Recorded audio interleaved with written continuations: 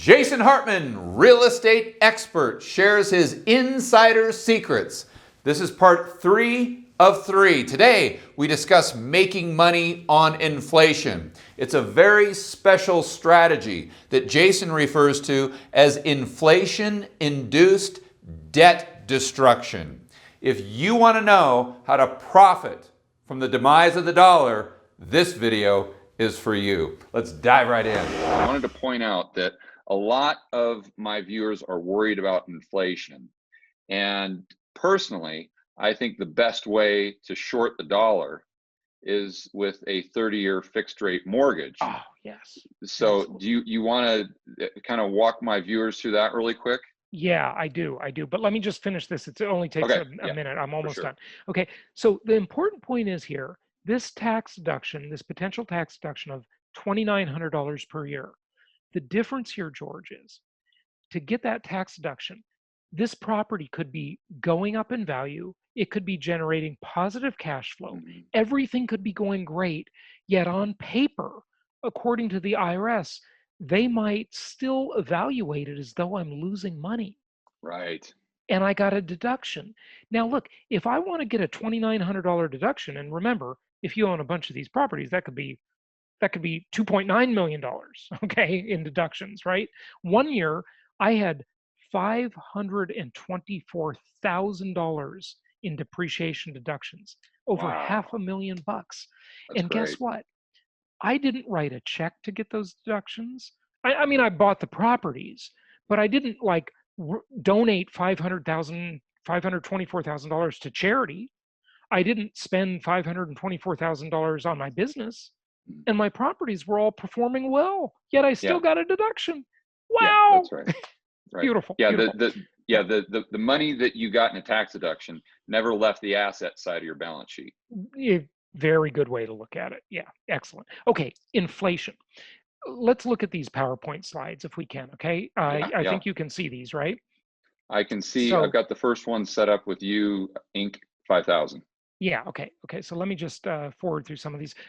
First of all, this slide, I love to travel. I've been to 83 countries. I know you love to travel too, Yep. George, and you're living abroad, which is super cool.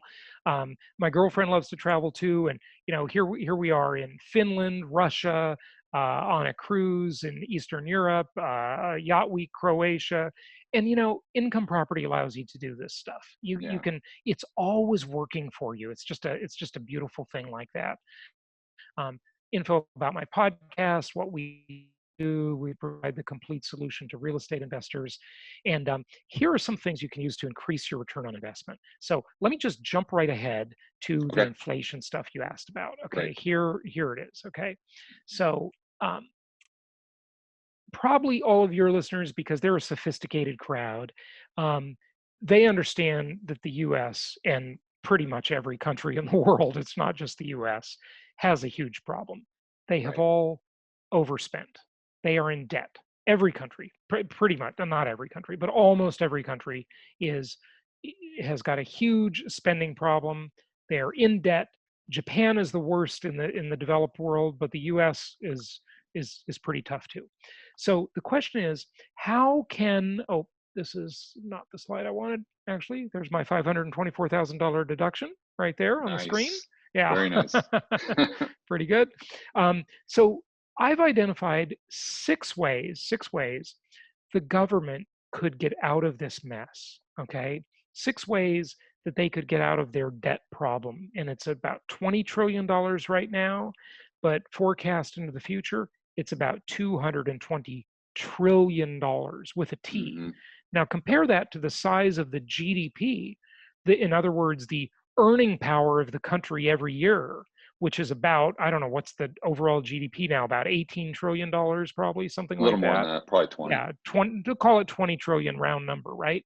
So 20 trillion GDP, 20 trillion, over 20 trillion in debt, but with the unfunded entitlements coming over the next 15 years or so, that's about a Right. $220 trillion problem. Hmm. It's a giant problem. I mean, it's a mess. So the government could just default. They could say, look, sorry, we can't pay for all the promises we've made. We're broke. We just can't keep the promise, and have austerity measures. And we see how that plays out in France and Greece and Spain and everywhere around the world almost is instituting some kind of austerity, and that people take to the streets and there are riots, and it's pretty ugly. So, that's unlikely because it's politically unpopular. Okay, um, and they could raise taxes, but the reality is the problem is so big, there aren't enough taxes to raise. Okay, not enough taxes to raise. They could have a yard sale. We could sell the ports to Dubai. Okay, the Bureau of Land Management could sell off land. Things like that. We could have Chinese government or Chinese companies own our toll roads in the U.S. And this is all happening. Okay, we didn't end up selling the ports to Dubai, but it was talked about. We can sell military equipment to And foreign let me just countries. interject there real quick. I just did a video on the asset side that the government admits to. This is their numbers, not Mhm. mine. They admit to having 4 trillion in assets. So look at that balance sheet when you got 4 trillion in assets and Yeah. 200 in liabilities.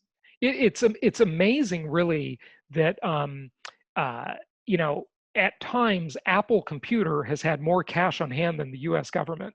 Oh yeah. Isn't Yeah. that unbelievable? Yeah. Yeah. Oh, I tell you, it's something else.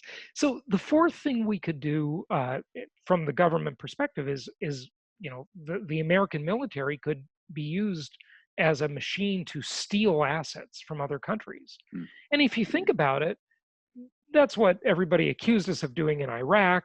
I'm not saying true or false. I'm just saying it's an assertion that's been made. Steal the oil. But if you think about it, that's really the history of the human race. I mean, Napoleon was revered for being such a great general, but he was really a thief with a military, with an army. Okay, Yeah. that allowed him to be a thief. Okay, you know, so anyway, we could use the economic hitmen, the more covert methods. John Perkins wrote a great book called Confessions of an Economic Hitman. Fascinating about how these deals are done with other countries. On the positive side, technological innovation. Okay, hopefully technology will rescue us all, and there will be some great thing that creates a lot of prosperity in the areas of energy, biotech, nanotechnology, whatever. Right? But the most likely thing, and I'm sure By you'll far, agree, by far, in by far. inflation. Yeah, yeah, yeah. So the government will inflate away the debt.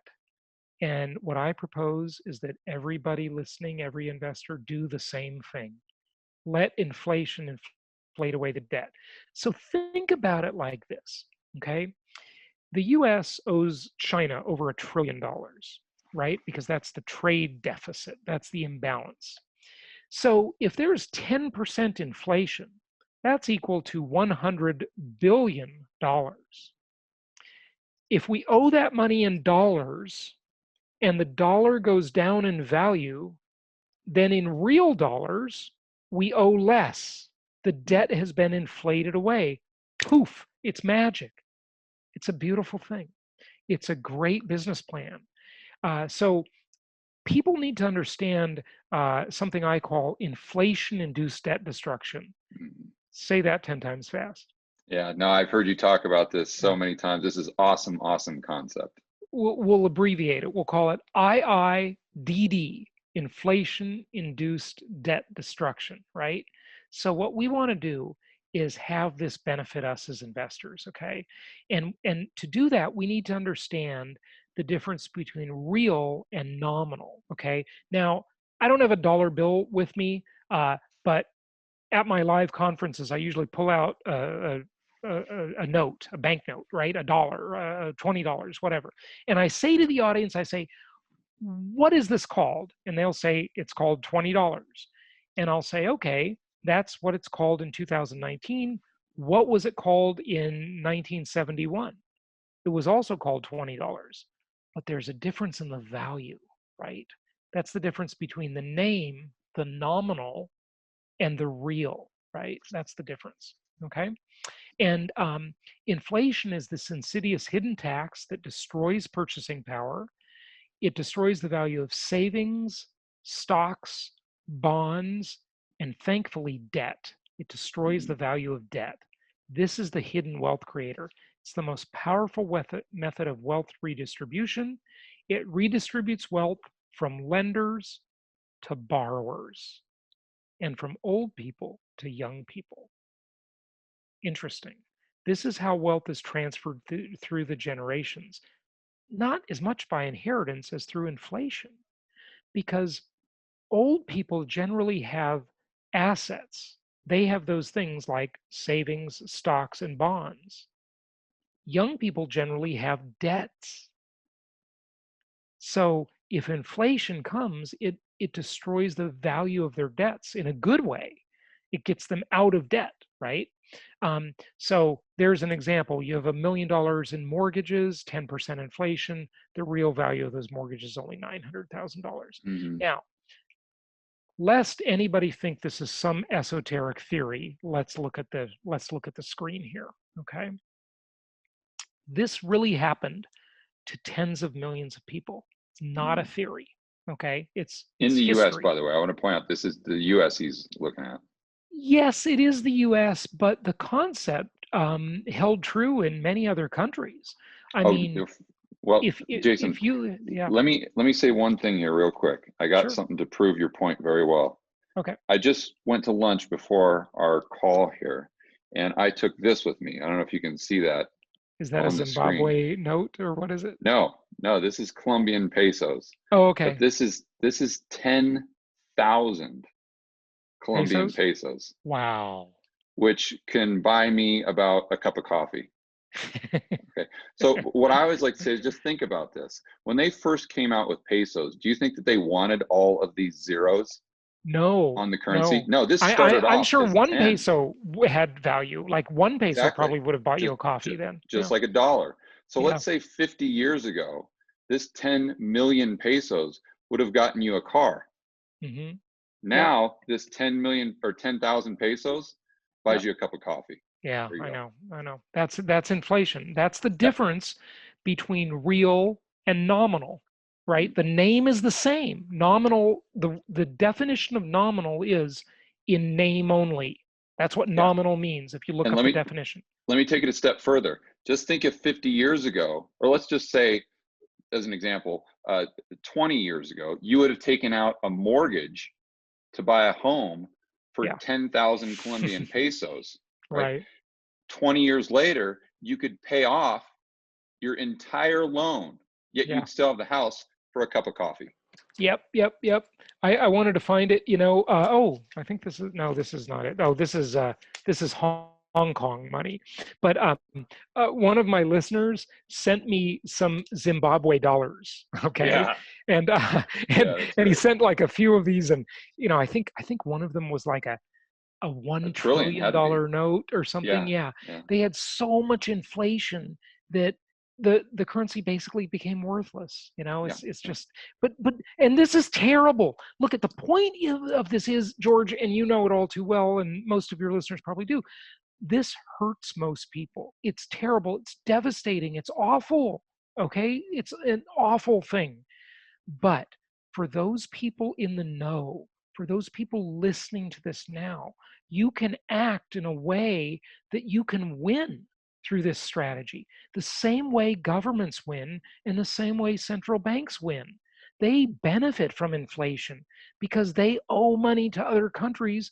They devalue their currency, in other words, inflate it away, and the Hmm. debt gets inflated away. I had Pat Buchanan on my show years ago, the presidential candidate Pat Buchanan, Yeah. and he said, Jason, I told him about this concept on the show, and he said, Jason, you are so right. Their debts, meaning people that have debt, get inflated away, get uh, inflated away on a sea of inflation.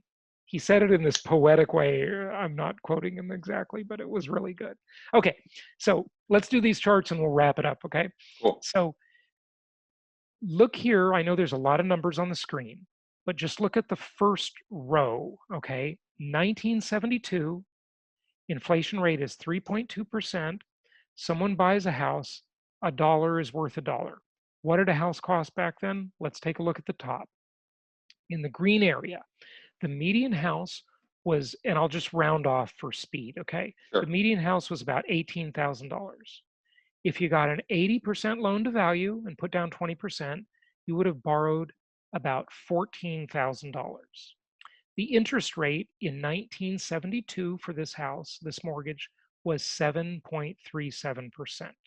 Okay, makes you realize how good rates are now. Okay, Mm-hmm. and you got a 30-year mortgage. Okay, now watch what happens. Here's the magic, the hidden wealth creator that very few people understand, but everybody watching is about to understand. So 3.2% inflation, 1972, a dollar is worth a dollar. Let's fast forward 12 years to 1984. There's a famous book by George Orwell called Mm-hmm. 1984, That's right. right? And Mm-hmm. it's sadly very prescient too. Yeah. That dollar in just 12 short years from 1972 to 1984 went down in value to where that dollar, it was now worth only 40 cents. Wow. So, so these people in 1972 were making mortgage payments. They were writing a check, George, every month for $101. Mm-hmm. Okay. But by 1984, 12 years later, the real value of that check they were still writing, the check still said $101 every month. They were writing the check. But the real value of the check was only $41. Mm-hmm. This is why, and I'm sure this has happened to a lot of people listening. I know it happened to my mom. You know, she bought her first house and in 1976, and she complained and stressed and worried that the mortgage payment on that house in West Los Angeles, California, an expensive Mm-hmm. area, Yeah. was $416 per month. Okay, Yeah. just 4 years later, by 1980, and then 8 years later, by 1984, that mortgage payment felt like nothing to her. But in the beginning, it felt pretty onerous. Why? Because inflation destroyed the value of the payment. It not only destroys the value, thankfully, of the payment every month, but it destroys the value of the balance the borrower owes. Mm-hmm. Two great things, right? Okay, let's go to the next screen and let's look at how this plays out overall. Let's fast forward to 2001, 30 years later. 3 decades have passed. Let's look at how this all worked out for them, for the millions of people. Um, so they basically, now that dollar was worth 24 cents.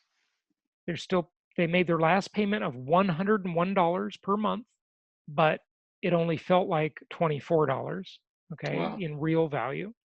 And let's summarize it by looking at the green area. Remember, they borrowed just over $14,000, but with all the interest that they paid in nominal dollars, they repaid over $36,000. Mm-hmm. Now, the amateur, the unsophisticated person, the person without the good information would have thought all the way along, I don't want to pay all this interest.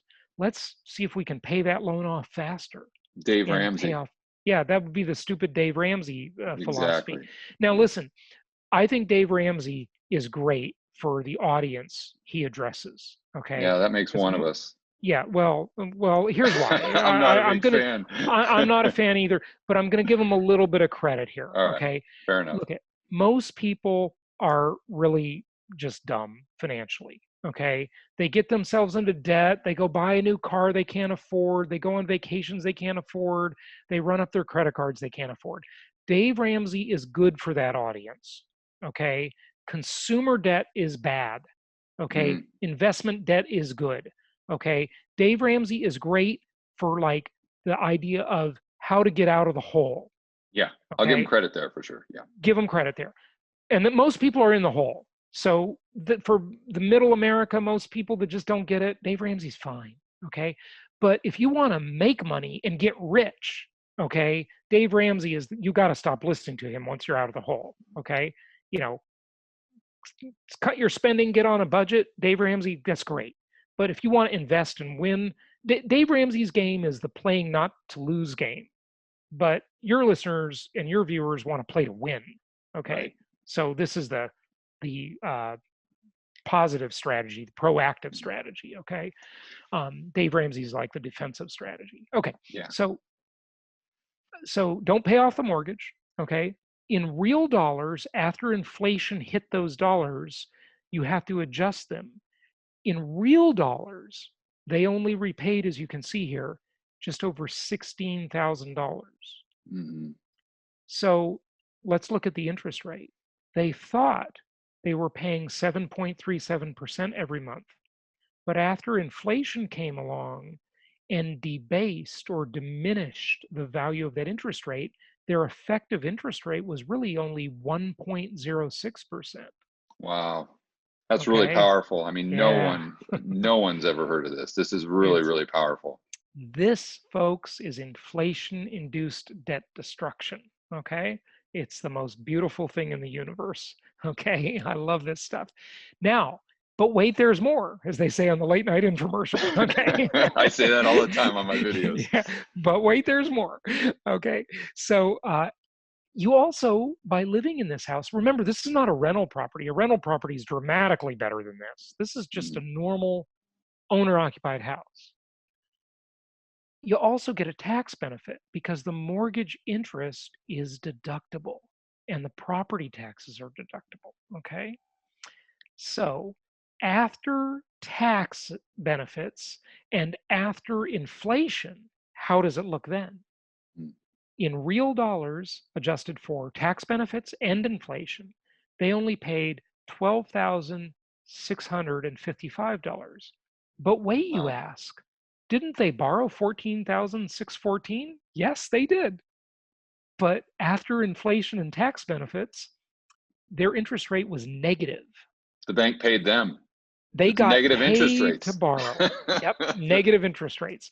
So their effective interest rate was negative 1.16%.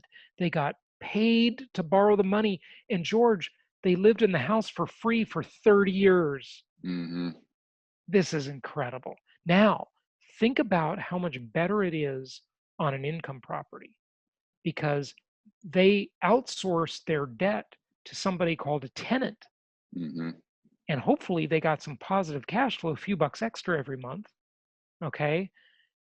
And they got depreciation, which you don't get on your owner occupied residence. Yeah. Okay. Yeah. So And it's I want to incredible. add another benefit to that.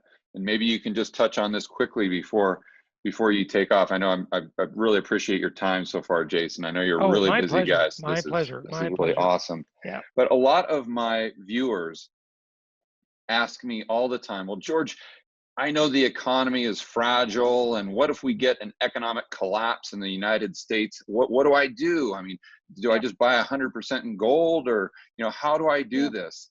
And what I tell them, and I need to do a video on this, is we've had economic collapses in the world since the beginning of time. Yeah. So all you have to do is look at other countries that have experienced this type of economic collapse and ask yourself, study history and look at what people in those countries or families in those countries have done to maintain their wealth through that collapse. And it's three things: gold, artwork, and real estate, and mostly real estate. So do you have any thoughts on that? Yeah. Well, I'm not a fan of gold or artwork. Now, I do love beautiful art. You can see this art behind me. I buy stuff at art auctions, but that's more for personal pleasure. I've noticed that the art is very illiquid and it's very hard to sell. Mm, So it may theoretically go up in value, but try selling it. There's right. just no liquidity. Okay. Now gold, if it's bullion, it's very liquid. There's everybody trades it in gold, and that's all great. But those are one-dimensional asset classes. They don't have any cash flow. They don't Mm, have any tax benefits. In fact, they have terrible tax treatment. Actually, it's really bad because it's a collectible, and that's taxed at a higher rate when you sell it. So I don't like those assets at all. I mean, some of my companies own a little bit of that stuff, and frankly, my companies own the artwork too. I don't own it personally, but it's just not.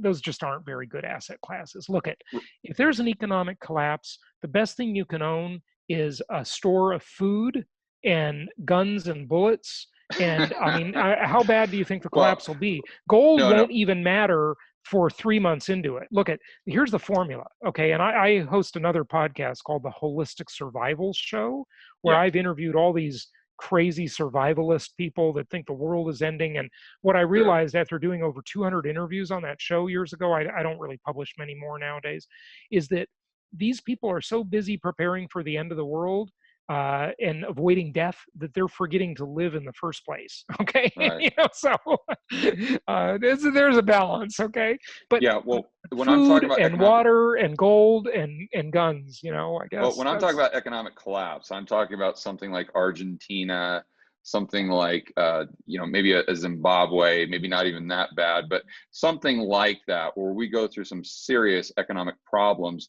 The dollar gets deflated away. And in that case, yes, we're not living in caves and eating canned goods. But if you want to look at something that's going to maintain your purchasing powers, a store of wealth, I think real estate is proven throughout history to be a great asset to accomplish that objective. no question about it. The thing about income property that makes it really good is it's a multi-dimensional asset class, and it just has special characteristics that other investments don't have, and that's why it beats them, because because you can make your profit in a lot of different ways. Gold, it's only one. It's buy low, sell high. Hmm. That's it. Well, Okay. I just like Um, gold as an yeah, insurance policy, not really yeah. as an investment. Yeah, I don't mind that idea of owning a little bit of it. I get it. Yeah. So good stuff. Yeah, Jason, I really appreciate your time.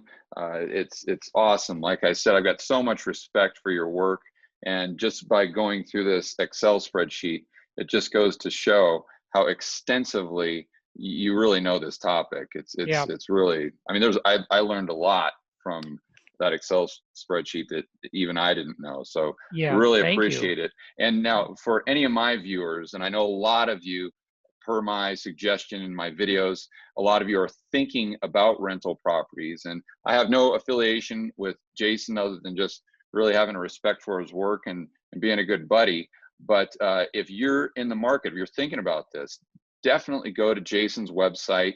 I think you can, correct me if I'm wrong, Jason, but you can contact one of your investment advisors Yep. on your website, and they can just answer all your questions. Yep. They take you from A to Z, just hold your hand through the whole process. And is that kind of how it works, or? Yeah, absolutely. We have investment counselors that will help you. There's no charge for this. It's absolutely free. We're a real estate company. We're a real estate referral network. When you buy properties through our network, that's how we make money. We also host some live conferences. We've got one that'll be coming up in Southern California real soon. And George, if you make it to the United States, we'd love to have you come. Might take you up We on that. yeah, yeah. Oh, we'd love to have you. That'd be awesome.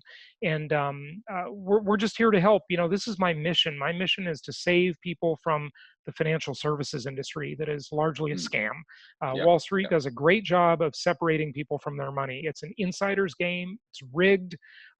Get control of your own assets, and and don't relinquish that control to other people. And that's what income property can do for you. So my website is jasonhartman.com, just my name, jasonhartman.com. And then the podcast is available on all the normal podcast platforms, and it's called The Creating Wealth Show. So, George, thank you so much. I know we only met a couple days ago, but and I just discovered your videos for the first time last week through one of our clients who said you mentioned me on your videos. So, thank you for what you do. It's really great, and you're really teaching people a lot of stuff. You're a great teacher.